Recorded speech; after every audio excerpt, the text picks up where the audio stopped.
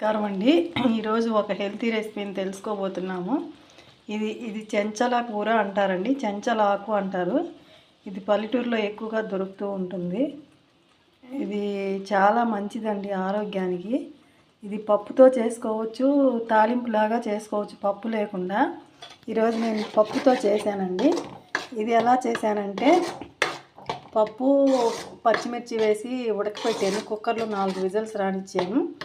ఆ తర్వాత ఆకుకూరని సన్నగా తరిగేసి అది తిరగమాత పెట్టేసి దాంట్లో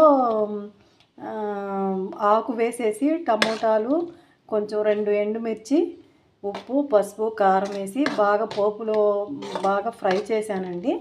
పప్పు ఉడకబెట్టేసి కుక్కర్లో 4 విజిల్ రానిచ్చి దాన్ని ఈ పోపు వేసిన ఆకుకూరలో కలిపేసి బాగా మిక్స్ చేసేసానండి. చాలా రుచిగా ఉంటుంది, చాలా టేస్టీగా, ఆరోగ్యానికి ఎంతో ఆరోగ్యకరమైన టేస్టీకరమైన వంటకం అండి. ట్రై చేయండి. మీకు కానీ మీ ఊర్లో కూడా ఈ ఆకుకూర దొరికితే తప్పకుండా ట్రై చేయండి.